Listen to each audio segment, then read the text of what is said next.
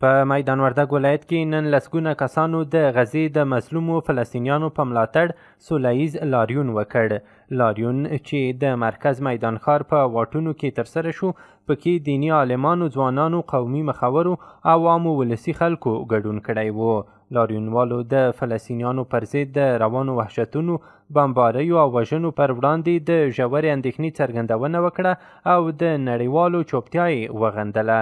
د ما د وینې او د مینې ملګرو چې نن د سره مرته تاسو سره یوه اسلامي وظیفه دې ادا کړه، دلته راغلی او په هغو خلکو باندې چې دی وینو سیلاو په سپور د تاسو سره غږ او غم دی.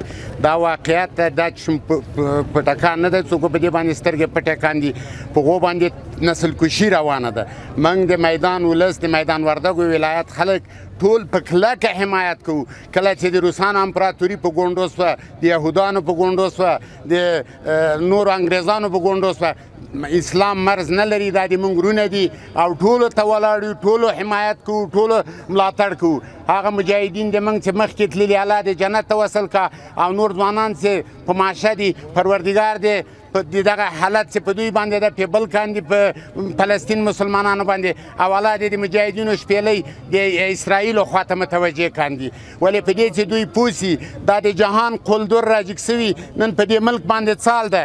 رښتیا وایي هلته انسانیت نشته، انساني فضا ختمه ده. دنیا وایي حقوق بشر، کوم حقوق بشر؟ سپي سره نکاح کې هغه حقوق بشر ده، هلته خلک وژل کېږي، هغه ته یې فکر نشته. هلته ځان برهنه کوي، هغه حقوق بشر ده. دلته بیا دا حقوق بشر نه ده چې د انسان غوښې په بمو کې الوزي، یوه مور اته زامن له لاسه ورکوي. ولې دا د دې انتخاب ده. ګورئ مسلمانانو، دا شهادت هر څوک نشي دانګلی. شهادت د هغه چا وظیفه ده چې کامیابي ویني په مرګ کې، دا هر څوک نشي کولی. دې ورته به پیښه وه، دا د دې ملک قربانیان دي، او دا فلسطین تنه د هغو نه ده، د عالم اسلام ده، بیت المقدس ده. پیغمبر صلی الله علیه وسلم 2000 پیغمبرانو ته دلته جمع ورکړې ده. اولینه قبله ده. د دې فرضیت، د دې حق، د دې ملاتړ، د دې شاته درېدل په عالم اسلام ده. دا غټ سری عرب دی خدای تباه کا، دغه نور مشرکین دی خدای تباه کا. ولې چې دا مسلمانانو ته د الله د وحدت وصل ورکا، پروردګاره چې ور ودانګي او د دغو د چغو فریاد او د جرح او زخم غم یې وخوري. ته وګوره دا انساني کرامت ده چې پرون بله ورځ 20 انسانان له لوږې مري. دې ته بیا د تمدن عصر وایي، دې ته بیا عصر وایي چې د ټکنالوژي عصر ده. دا به څنګه ټکنالوژي چې مدرنه سلا په انسان باندې استعمالوي. میدان وردګ ولایت په کلک حمایت سره، په کلک اسلامي هوډ سره موږ د مسلمانانو شاته ولاړ یو، د موږ مجاهدین ولاړ دي، موږ ولاړ یو. دوی له اسلامي هیوادونو، نړیوالو سازمانونو او بشري حقوقو له ادارو غوښتنه وکړه چې د غزې د ولس وژنې، لوږې او محاصرې مخه ونیسي، پر اشغالګرو فشار راوړي او د فلسطین مشروع حکومت په رسمیت وپیژني. موږ د میدان وردګ ولایت ولسونه د انساني وجدان، اسلامي اخوت او بشري مسؤلیت پر بنسټ د اسرائیل صهیونیستي رژیم لخوا د فلسطین پر مظلوم، بې دفاع او محاصره ولس روان وحشانه ظلم، نه بخښونکی جنایت او ښکاره نسل وژنه بولو او په کلکو ټکو یې غندو. د زرګونو بې ګناه ماشومانو، میرمنو او ملکي خلکو وژنه، د روغتونونو، جوماتونو، ښوونځیو او د خلکو په کورونو بمباري هغه غیر انساني کړنې دي چې نه یوازې د اسلام مبارک دین بلکې د نړیوال بشري قوانین، د جګړې اصول او د بشر حقونه یې ردوي. موږ دا ټول ظالمانه او غیر قانوني کړنې د اسرائیل صهیونیستي رژیم لخوا د بشریت په ضد جنایت بولو او له ټولو اسلامي هیوادونو، د ملګرو ملتونو، د اسلامي همکاریو سازمان OIC، نړیوال بشري موسسو او حالتپالو ملتونو څخه غوښتنه کوو.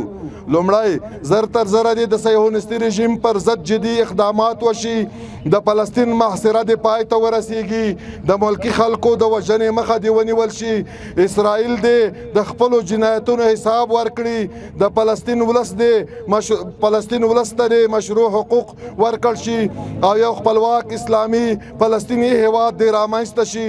موږ باور لرو چې فلسطین یوازې د فلسطینیانو نه بلکې د ټول امت اسلامي قضیه ده. د فلسطین دفاع د امت عزت غیرت او ایمانی مسؤلیت دی.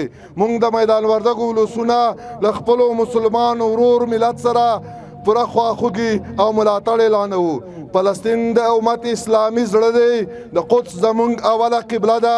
موږ د ظالمو پر وړاندې د مظلومو فلسطینیانو ملاتړ یو. د لاریون ګډونوالو وویل چې که نړۍ رښتیا د بشري حقوقو شعار ورکوي نو باید د فلسطین ولس غږ واوري او د اسرائیلو وحشیانه بریدونه وغندي. افغان ولس ټول الحمدلله راوتلي فقط د فلسطین د مساعدت دپاره د هغو سره موږ یو. فلسطینیان خلک د اهل غزه خلک یوازې نه دي. الحمدلله موږ ټول د غزې د خلکو سره یو، د فلسطینیان سره په دا غم کې مشترکي لرو.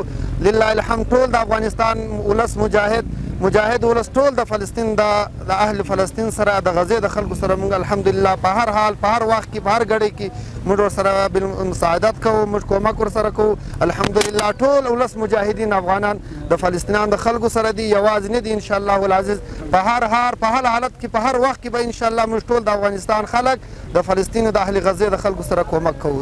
موږ نن دغه مظاهره جوړه کړې ده د فلسطین د مظلوم ولس لپاره او موږ د افغانستان ولس ټول راوتلی یو د دوی په همکارۍ باندې چې پر دوی باندې دا ظلمونه شروع دي، دا تکلیفونه بمبارۍ شروع دي او موږ نن د افغانستان چې کوم ولس ټول هم راوتلی د دوی د خواخوږۍ دپاره، د دوی د همکارۍ دپاره او د دوی دغه د نه خوږۍ د دغه نه کارو دپاره چې پر دوی پر فلسطین مظلوم ولس باندې دوی بمباریانې کوي، تکلیفونه وررسي، کورونه ور بربادوي او وږي تږي او په تکلیف دي.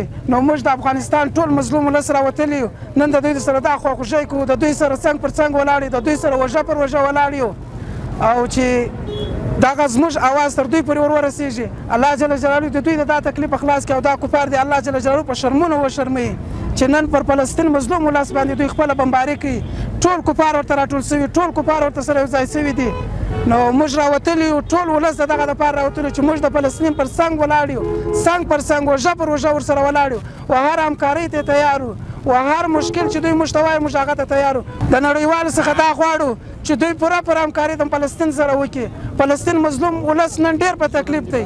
دا ظلم دی بند کړي، دا بمباریانې دي بند کړي، دا تکلیفونه چې دوی ته ورسي دغه دي بند کړي او د نړیوالو څخه بله غوښتنه مو دا ده چې پوره پر همکاري ورسره وکړي. نن هغه په تکلیف دی، هغه ځورېدلی دی، هغه شدید زخمیان لري، شدید شهیدان لري. نو باید زموږ د ټولو ولس دا خواهش دی، د ټولو ملکو د ټولو نړیوالو سره دا خواهش خپل همکاري ورسره وکړي. یاده دې وي چې په دې وروستیو کې د اسرائیلو لخوا پر غزې بریدونو زور اخیستی چې هره ورځ لسګونه بې ګناه خلک په تیره بیا ماشومان او ښځې خپل ژوند له لاسه ورکوي.